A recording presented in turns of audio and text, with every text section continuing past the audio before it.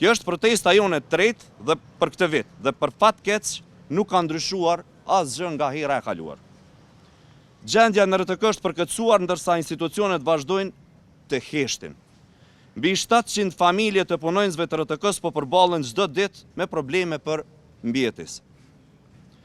Presionin nga bankat, vështirësi për të paguar faturat e energjisë, ankthi i përditshëm për të ardhmen.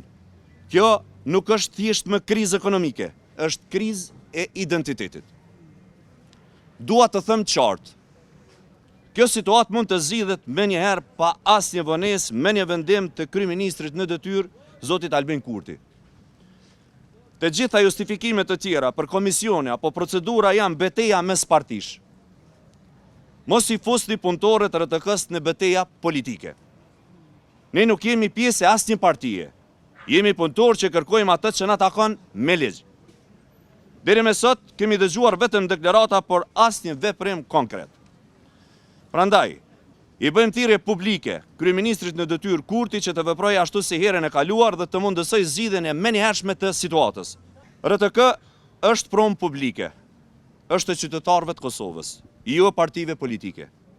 Ne do ta mbrojmë me dinjitet, unitet dhe vendosmëri. Greva do të filloj nga e hëna në të gjithë radio-televizionin e Kosovës, nga ora 11. I ftoj gjithë kolegët të na mbështesin në këtë vendim. Greva fillimisht do të fillojë nga ora 11 deri në orën 12. Andaj kërkojmë nga gjithë kolegët e televizionit nga kjo orë të mos punohet asgjë.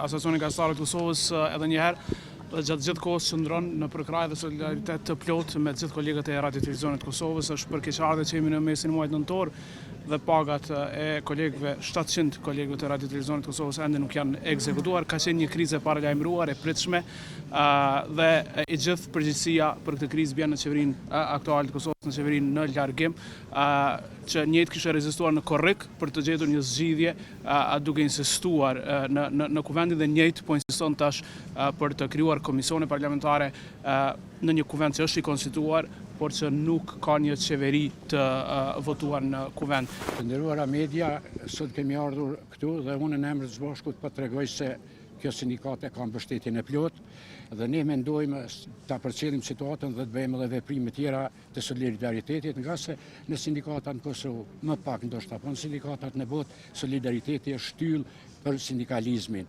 Mirë që u gjeten para për studentët, mirë që u gjeten para për pensionistët. Në këtë mënyrë është dashur të gjindem jetë edhe për radio-televizionin e Kosovës dhe 700 punëtorët e tyre. Mosgjetja mjetëve tregon se kryeministri dhe ministri i financave kanë diçka aty natin që e kanë bërë dhe ndaj nesh në shtator, po e bëjnë një lloj inati me qëllimin më të keq që ta thyjnë vullnetin e sindikatës dhe të punëtorëve.